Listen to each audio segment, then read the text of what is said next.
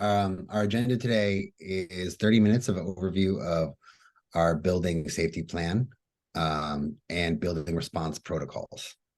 Then we're going to go into 20 minutes.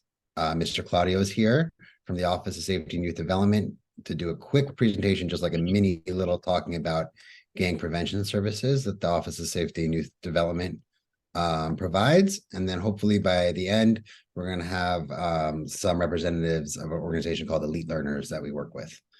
But let's start with some quick introductions. We have representatives of P53K, Spring Creek, and Academy for Young Writers. Want to introduce yourselves?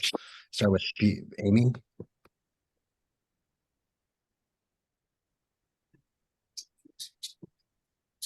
Oh, Amy is getting back on. You said starting with who? Yeah. All right, I can go. Good, Okay, go ahead, Tanisha. good evening, everyone. My name is Tanisha Brown. I'm principal at Young Writers. Welcome. Good evening, everyone. My name is Astrid Russo. I'm the principal at Spring Creek Community School. Welcome. Thank you for joining us. And Amy's coming on right now. She's the assistant principal at P53K. So for those of you who are not aware, we are a co-located building with 3 different schools in it. My name is Eli Scher. I am the building response team leader for all 3 schools. Eli, we have 2 of my APs are on, so I'd love for them to introduce themselves. Of course. I'm so sorry. Go ahead. Hello, everyone. My name is. Oh, go ahead, Elisa. Go ahead. No, go. Hi, I'm Mr. Bailey. I'm one of the assistant principals at Academy for Young Writers. Thank you for coming. Hi, everyone. My name is Miss Velez. I am one of the assistant principals at Academy for Young Writers. It's so nice to see everyone here. Thank you for coming. Great. So all those assistant principals and principals are part of what we call the building response team, and we are all responsible for what's called the general response protocols. So we're going to go over the school safety plan, and this is like the official document. There's like different versions of it. There's a school version that's like for staff and for the BRT, and then there's the version that's for families. We're going to go over the families version that kind of shares with families what you need to know in case of emergencies in our school. So this is called the General Response Protocol. The General Response Protocol, or GRP, outlines the initial response to a variety of conditions that may occur within or outside of a school building that would require the administration to either evacuate, shelter in, or lock down the campus. Each protocol has specific staff and student actions that are unique to each response. In the event that a student or staff member identifies the initial threat, calling 911 administration is required. Okay, so when something happens, the GRP, our action is performed by staff, students, and visitors, and then we wait until we have first responders come who take over the situation. So we're going to go over what those different protocols are. If you have any questions, please feel free at any point to put them into the chat. You can also use your raising your hand icon, and I can get to you, and we can pause and answer those questions together at any point. The first general response protocol is a lockdown. So a lockdown, there are 2 versions of a lockdown. A lockdown is a soft lockdown or a hard lockdown. Oh, great.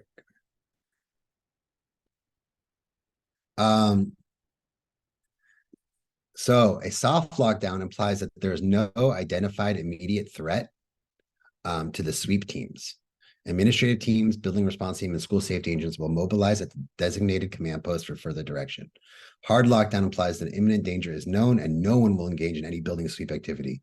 All individuals, including school safety agents, will take appropriate action, lockdown action, and await the arrival of first responders. So a lockdown is what occurred in our school a few weeks ago. It was a soft lockdown. So a soft lockdown means that we have no reason to believe that there is like an imminent threat. No one is in our school with a weapon going around looking for people or something like what all of our worst thoughts are. A soft lockdown means it's safe enough for us to go check out the halls, be around, but we need all the kids in their rooms, out of sight, and with the doors closed and being quiet. So when there is a soft lockdown, we would say, go over the loudspeaker, we announce we are in a soft lockdown, take proper action. And then the kid's job is to move out of sight. So they actually move to a part of the room where they're out of sight and maintain silence. The teachers go to the hall, check if there's any kids outside, bring them in, move away from sight, and we wait for first responders to come and give us the all clear. They also take attendance and make sure that we know of any missing students.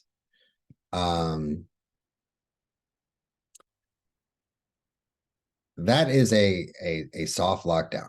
If it's a hard lockdown, then that same things are happening, but we're not going through the hallway. This is when we really think there's an immediate threat of violence occurring. So oftentimes with a soft lockdown, it's when it's just out of an abundance of caution. It's if someone heard something happened here. It's just if we think that there could possibly be a threat, move into soft lockdown. Even sometimes if it's just that there's a missing student and we need everyone out of the hallways quickly so we can look for this student, we may even call it a soft lockdown in situations like that. Again, if you have any questions, please feel free to put them in the chat, or I'm going to pause at the end of these protocols to take any questions.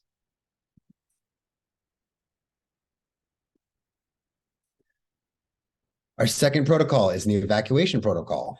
That's when the fire alarm system alerts staff and students that there's an evacuation. At times it might be a PA system as well.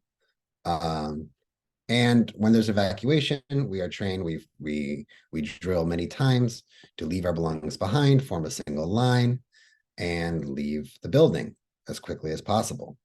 You train this many times this year. We get out of the building within like 3 minutes flat.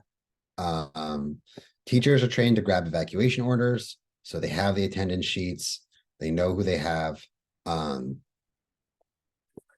they know specifically what they have a poster in the room that tells them exactly where they're supposed to evacuate from. They take attendance and account for students and report injuries. So that's our evacuations. Students, and the last one is a shelter in. Shelter in is often confused for a lockdown. A shelter in is not a lockdown. A shelter in is in the case of something is happening outside of the building. So if there's something happening outside of the building, students are trained to remain inside the building, conduct business as usual, classes still go on, and respond to specific directions. Teachers also we ask that they be aware if there's something happening outside the building, to just be aware of what's going on. But other than that, they conduct business as usual. They go about their classes. Kids can go from class to class. And the day just keeps going, except that kids cannot leave the building and cannot come in, no one can come into the building. Just a note, there's a possibility sometimes that shelter-ins do happen at the end of the day during dismissal. And of course, if we feel like there is something dangerous happening outside of the building and we call a shelter-in, we are going to postpone dismissal. Kids are not going to be dismissed if there's a shelter-in, an active shelter-in happening.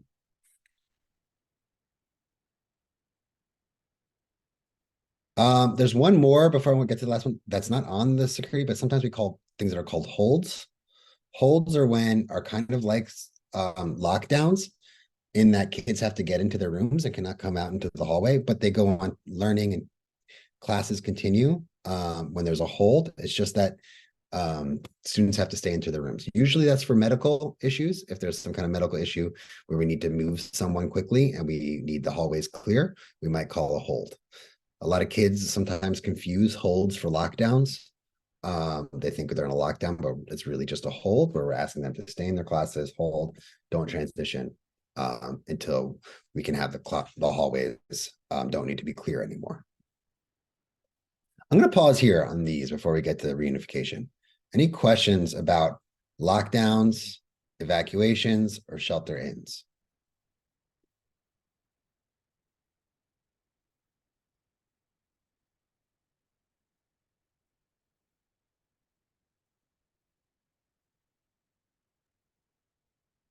Not a question, but I would just add, I think one of the reasons we really wanted to make sure we review the GRP with families, the general response protocol, was that when we do send communication out, I know something we've talked about before is families have said, but like, we need information.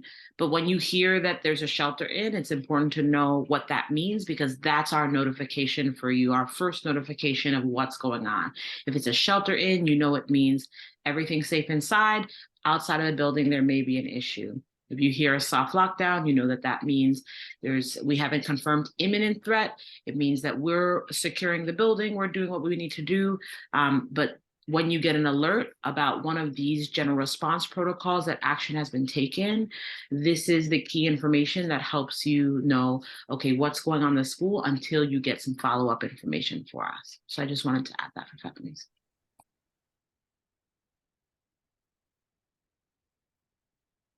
Thank you. Okay, well, we'll leave questions for the end too.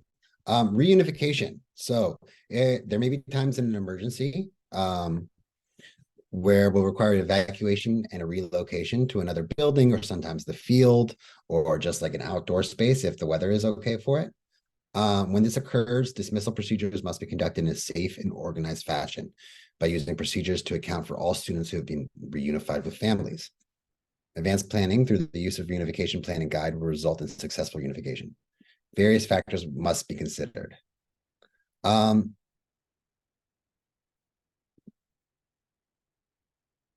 So some of these notes about the reunification, relocation sites, there have to be like sites or spaces where people come. There's a command post, and we need families to have identification to come in and be able to, especially if it's not during dismissal, to sign their families out. In fact, the students are not going to be at the reunification site. There's a space where parents can come, sign out their kid, and then the child will be brought to parents. That's because we don't want a situation where it's kind of just anyone grabbing any kid, say, oh, that's my kid, that's my kid's friend, let me grab them too. Oh yeah, that kid over there, let me get that. We want it to be an orderly process if there is a reunification that needs to occur after some kind of incident or an evacuation. So just keep that in mind if there's ever a time where we have to come meet us someplace else, to bring identification, and to know that you're gonna have to show ID and sign your kid out before they come. Anyone else want to add anything about reunification? I would just stress, Eli, with just a process like this is why we emphasize that students must return a blue card every school year with updated information, and every adult that has access to the child and that can pick the child up in any cases of emergencies, or just like if a child is not feeling well and they have to be picked up. This is why the blue card is very important to make sure that we have from every child.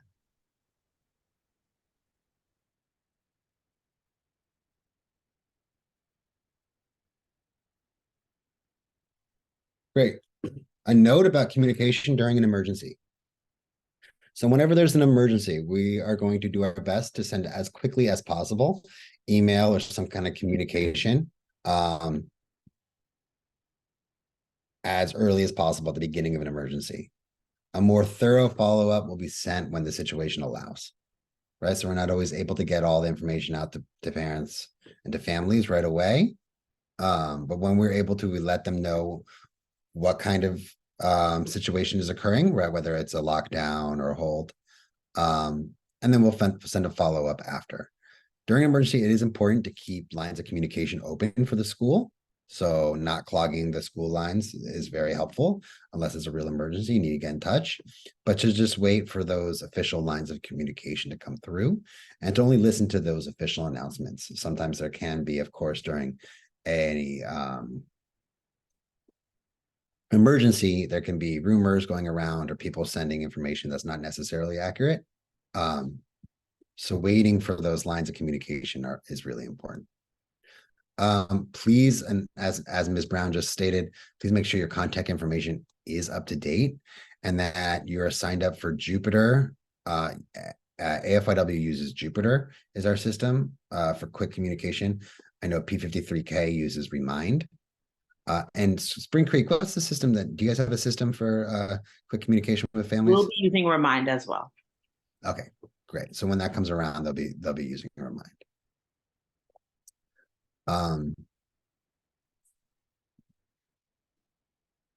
Great. Last thing for us and the BRT is scanning. Scanning continues to be 2 times a week.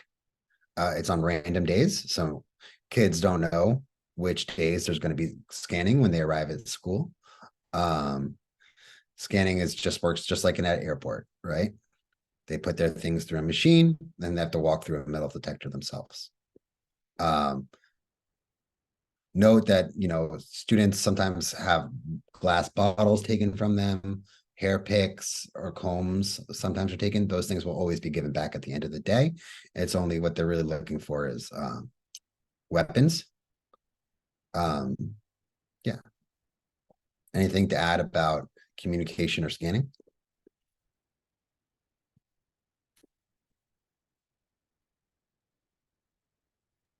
Yeah, I would just add that even though we're scanning school, it's not every day.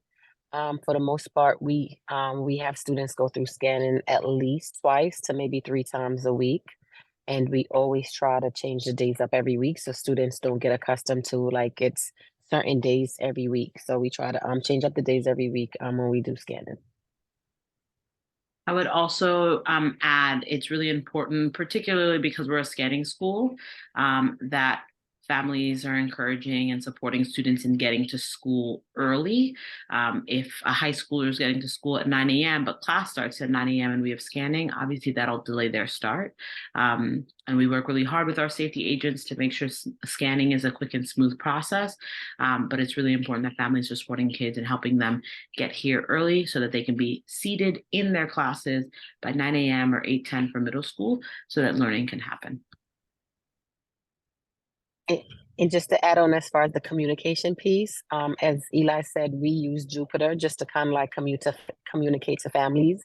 So we emphasize and stress that if you do not have access to Jupiter, please reach out to our parent coordinator or the school so we can support you with that, because that's how we send out pretty much everything that's happening at the school. And we want to make sure that we have the correct email address and phone number to ensure that you are getting and receiving the communications that we are sharing and send it out regarding your child in the school.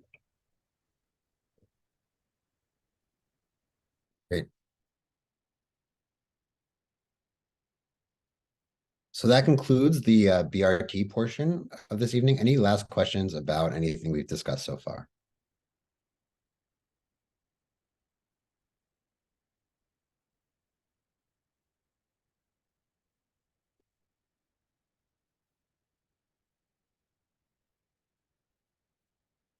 Great. I'm going to pass it over to Mr. Claudio, who, oh, I think we have a question. I'm sorry. Oh, great. Thank you. Thank you, Ms. Arthur. Mr. Claudio, to take over and talk a little bit about gang prevention.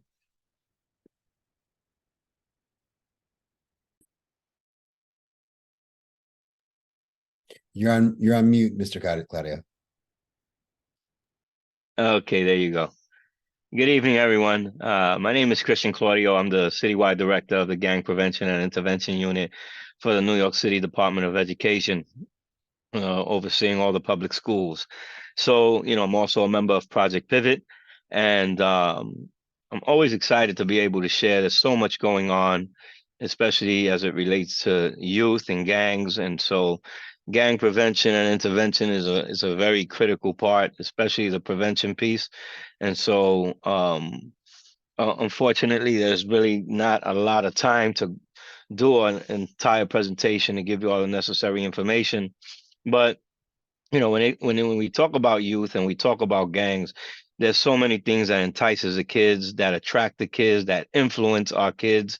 One of the main reasons that I've experienced, I come from a juvenile justice background. I was with ACS for quite some time, and then the chief at the National Center for Gang Training, and now with the Department of Education.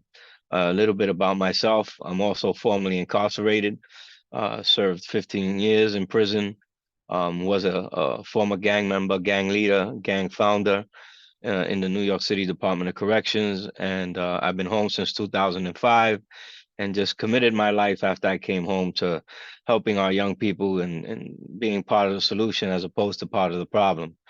And who better to deal with these kind of issues, right, than myself, been there, done that. And so I look at a youth and, you know, a lot of them get in gangs because of protection. It substitutes family. Um, you know, there's so many things that influence. One of the biggest influences the music industry, right? And the music, the drill rap music is a critical influence in the lives of our youth. So many youth want to be rappers, and with this new drill rap is a kind of music that they disrespect the ops. Ops are the enemies. It's short for opposition. And so, you know, rival gang members who got killed, they will the enemies of that youth that got killed and his gang, they will make a music video mocking the death, um, you know, just disrespecting the dead, disrespecting the gang. And because you know, of social media and the YouTube and how it reaches so many masses, it just spreads like wildfire. And so, you know, especially for like parents, it's very important, you know, you monitor what your kids listen to, who are their friends, who are they associating with, who are their parents. Um, you know, there's so many different identifiers as well. Let me see if I can share a couple of things. Uh, I I need you, Eli, to enable participant screen sharing. Right Just now. try to, okay. Let's see.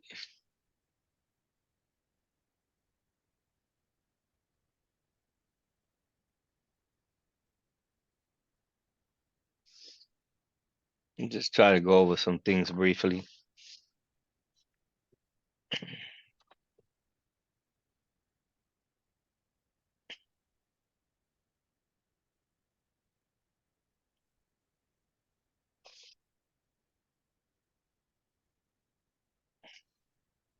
You should be able to share now. Okay, let's see.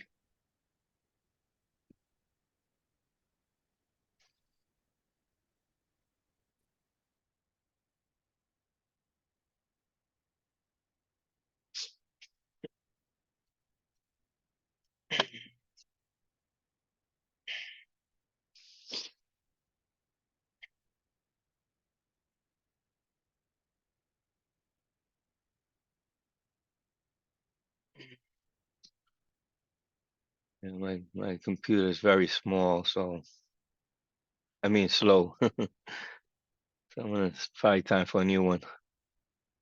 Okay, let's see. All righty.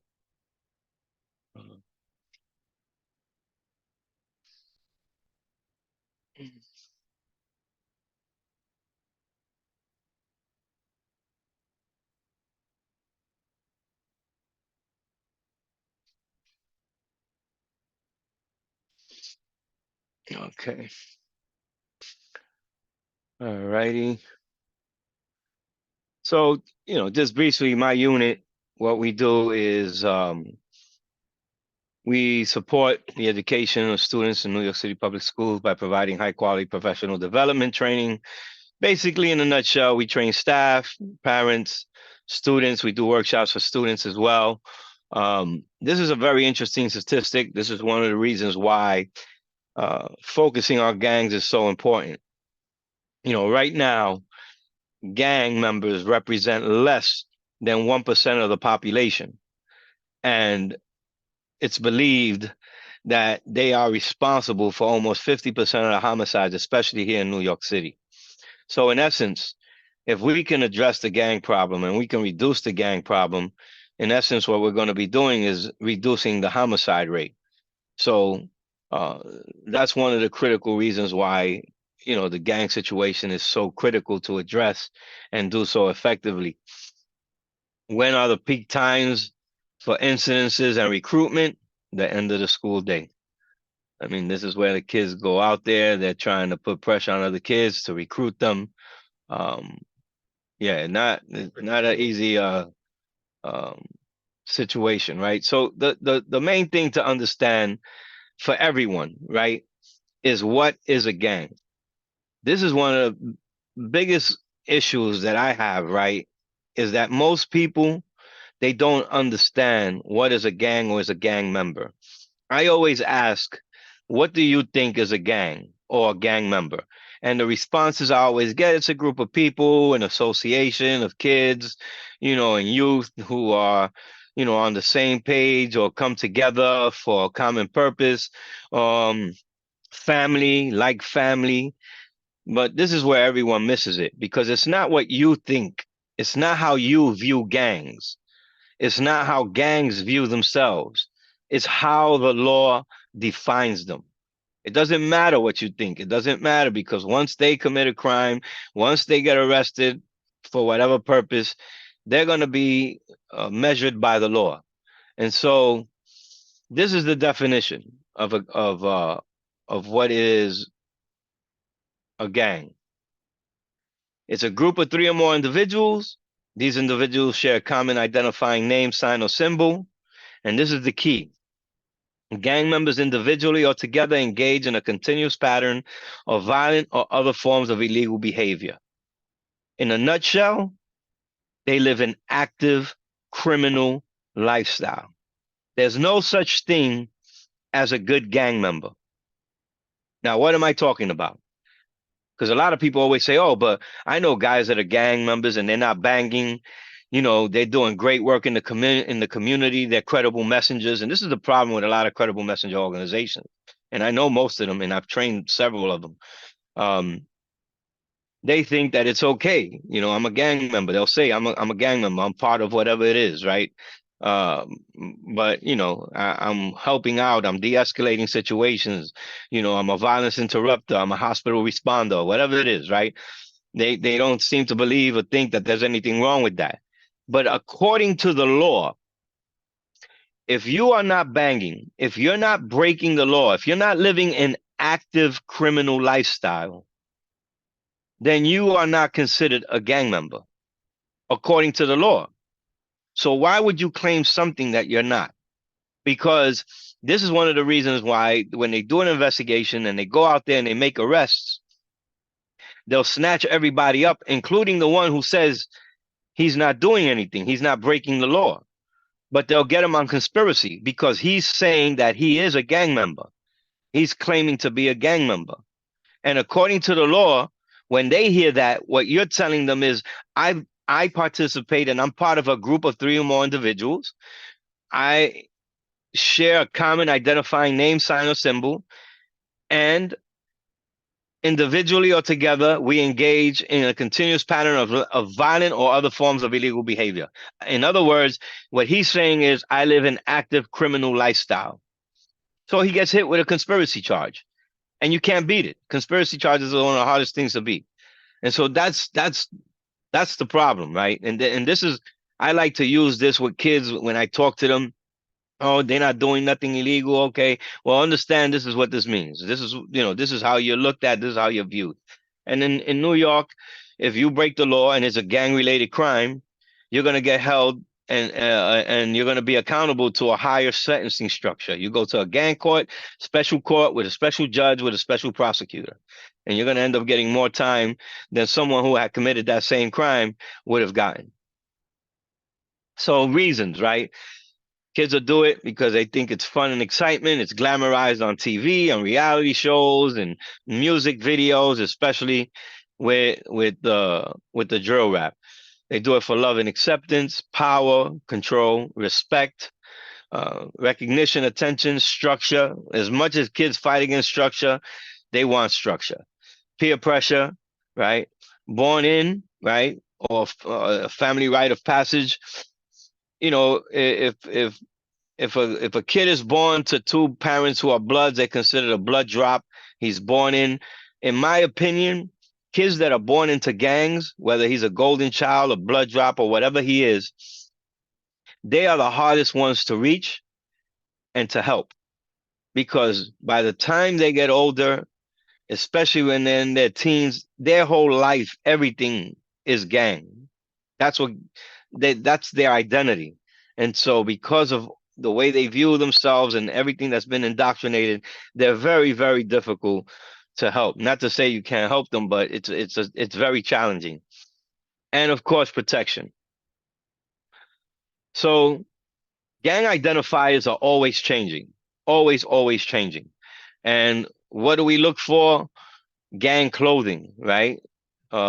Jerseys are the big thing, sports jerseys, right? The Bloods were always wearing Chicago Bulls shirts because they used Bulls as an acronym to Bloods usually live long sucker. There's so many different acronyms that they attach with the different gangs use, right? The Latin Kings would they would use I think it was a FUBU, right, with the crown, black and yellow, gold and yellow colors. Sneakers, beads are a big thing. I go to schools all the time and I see the kids still wearing beads. The first thing they try to say to get away with it is, oh, you know, it's my religious beads, you know, it's part of my religion. Well, you know what? School is not a church. That's not where you go to pray. That's where you go to learn, and that's where you go to study. And you know, parents need to know that these beads are not because all of a sudden your kid is behaving a certain way, which goes contrary to how he should be behaving according to the church, right? But he's wearing these beads and he's wearing them religiously, right? And it seems harmless, but a lot of the incidences that take place in the neighborhoods and the schools is because other kids who are part of rival gangs see the beads. They know what they represent. They know who they represent.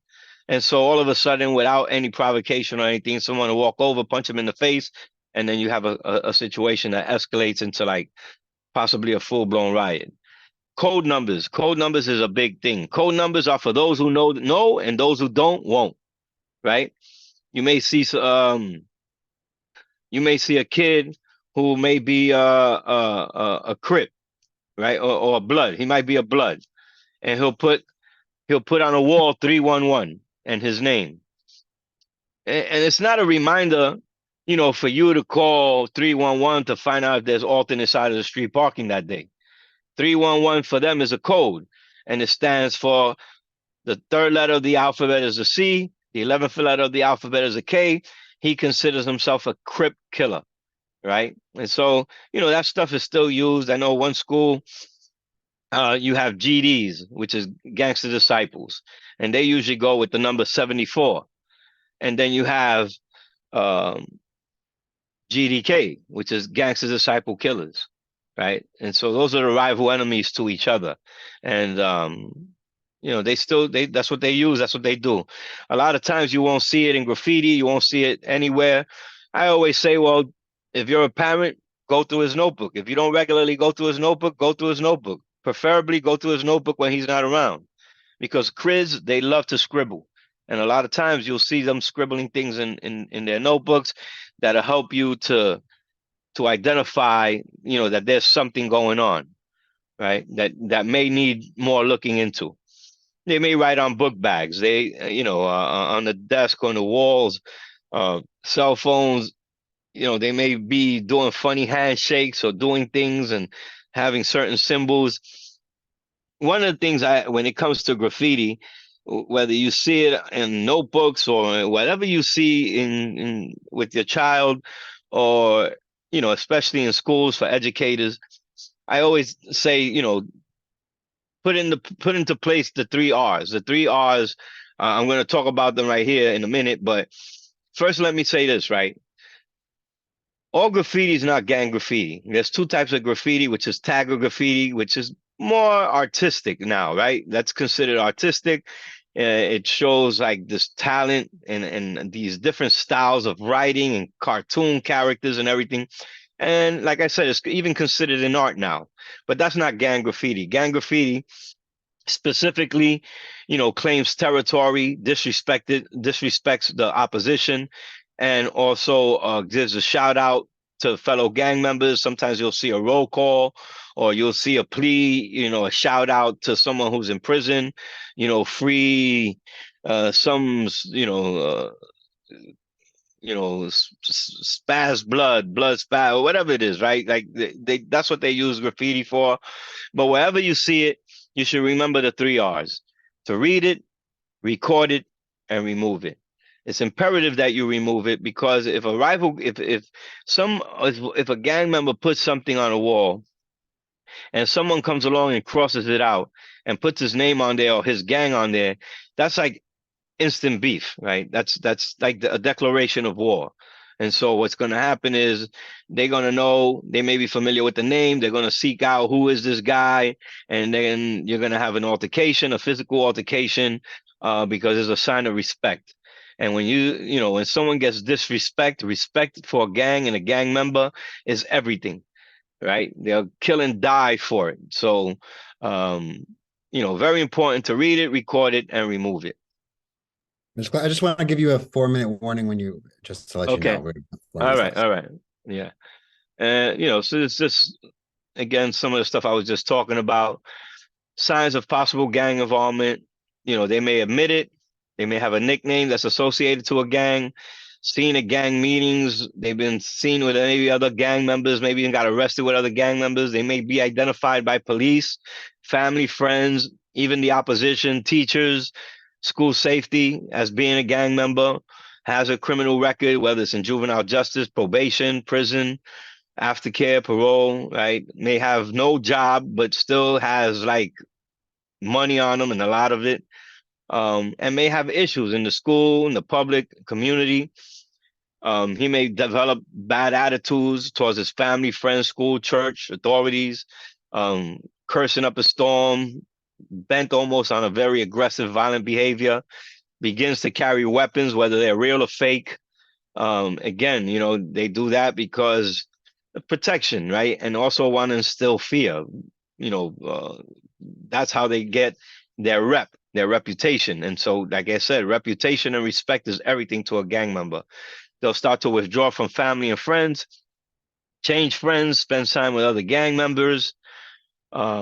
Consequences is something our kids definitely don't think about. Always good to put it in their face and talk to them about it, because it's very real, although sometimes they'll think it doesn't apply to them. So many things influence our kids, right? Music, social media, video games, right? It all plays a part in influencing them. This is something in drill rap, right? And I'll start closing with this. There's a dance that came out that went viral. It's called the Naughty Bop. You had teachers doing this dance. You had law enforcement doing this dance. Wholly oblivious and ignorant to what it is and what it stands for. So I'll just see if I can put this on.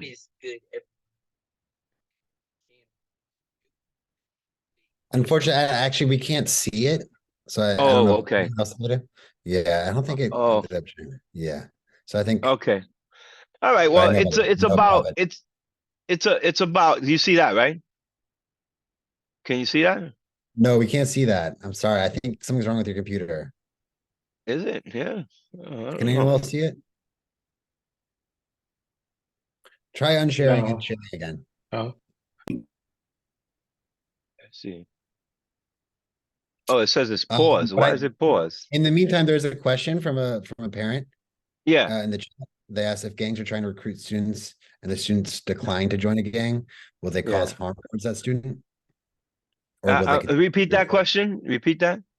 If gangs are trying to recruit students and the students decline to join the gang, will they cause harm towards that student, or will they continue? Absolutely. Yes, absolutely. That's one of the big problems. That's why a lot of schools have community-based organizations that do like safe passage to make sure the kids, after school could get to the train and everything safely to get home, because again, everything is through fear, right? And violence and intimidation.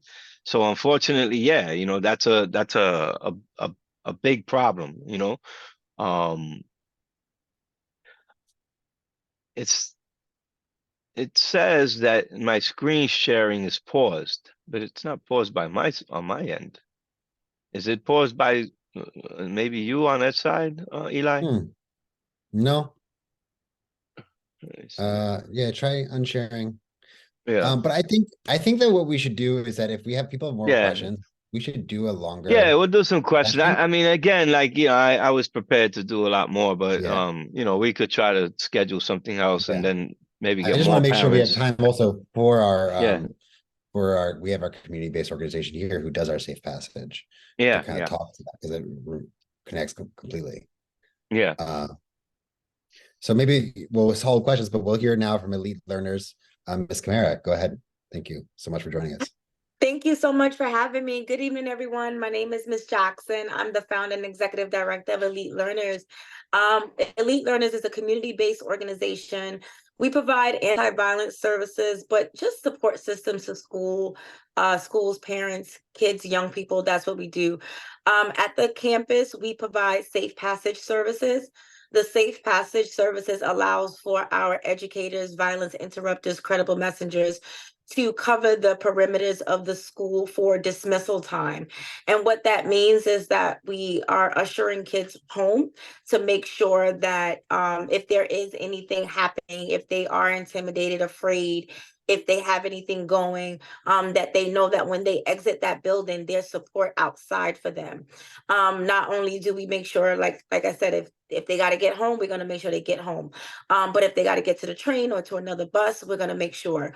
One of my goals through Safe Passage is to not only secure the perimeters of the building, but it's also to make sure that we're checking in on those relationships, right? We know a lot of the kids from both locations that are already actively involved. We kind of have a pulse on what's going on in the community outside of the school. So we want to check in. We want to make sure that recruitment is not happening. We want to make sure that the relationships are safe, secure, and that our kids have a safe passage to and from the building. One of the things that Elite Learners is also big on is prevention. I don't want anything happening outside. So we don't want the fights to occur. If my team is there, we want to make sure that we're preventing that from happening. And that's by any means. So communication is consistent with the school. We come in on Mondays to make sure that if there's any updates, highlights during the week, if we got to come in and do mediations or just brief the team on what took place or what might have took place, we get that done to make sure that we can work on the preventative side of the work as well. In regards to Safe Passage, we are also communicating with the business owners in the area just to make sure that the kids are, being respectable and doing what they need to do as far as going to the stores and not, tearing up community property, but just making sure that we're all working as a team. And that's about it. The kids at the campus are very familiar with us. They know the work that we do. We make sure that we're with them through the summer, spring, fall, and that we just build those relationships and make sure that they're safe. Again, my goal is to make sure that no incidents are happening. I want to make sure that the school staff can have less bodies outside because they know that we're there and that we're committed to making sure that the community is safe. So if there's any questions, I'm here, and again, our first goal is to mediate and to make sure that nothing is taking place outside.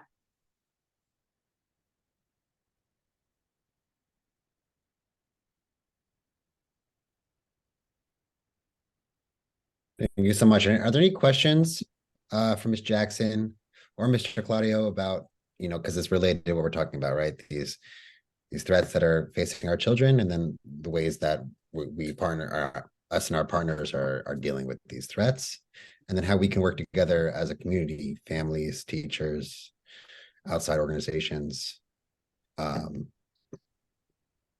officers to keep our kids safe. One of the last things I just want to jump in and add is I agree with Mr. Claudio. Parents, if you come across community-based organizations and they say they hire or they have active gang members, something is wrong, right? That's called having one foot in and one foot out, and we can't do that, right? So the team at Elite Learners is 100% out, right? Meaning that we're not in that, right? But we know and we utilize our skills. we utilize our relationships, we utilize just being from the community and being credible. But definitely none of the team can be actively involved but not participating. It doesn't work like that. You gotta have both feet on the same territory, right? So a lot of times I think there is a misconception when our kids are working with groups and they say, yeah, well, I'm invited. No, you can't be. You can no longer be doing that work, right? So with the league, I'm very, very particular on who I put in the building, who I put outside the building, and just making sure that our mentors are mentors and our leaders are leaders. And we were not double talking when we say, we're doing this work.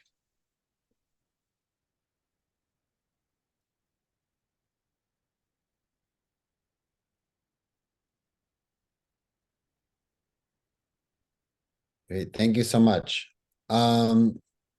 So thank you that if there's no more questions, that concludes our safety town hall. We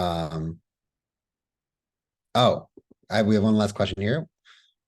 Mr. Claudio, what's the name of the dance Mr. Claudio states was gang related? The Naughty Bop, NOTTI, and then space, and then Bop, BOP. Widow sound, yeah. You can look it up on YouTube, you'll see it. Yeah, I remember those videos of kids getting teachers to Yep. do it on. It's concerning. I mean, I would show the video, but I don't know why it's not allowing me to share. Any last questions? Okay, let's see. Oh, All right, there it is. Okay. oh, now we can see it. All right, let's see if I can okay.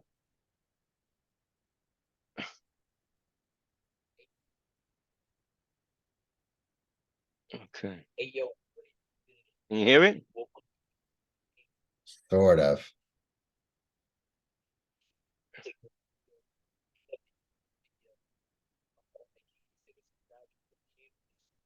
Not really. No? It's like a dance where they're like, Yeah, it's gonna show it. yeah.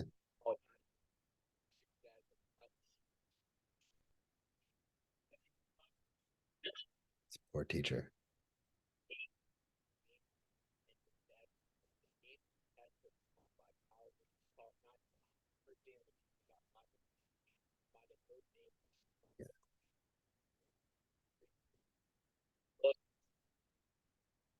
All right. I think Yeah. any other questions? I think we do have to end here. Thank you so much, everyone, for attending. We will share this recording. Yes, exactly. So the teachers and law enforcement was unaware that this was a gang-related dance. That's exactly what happened.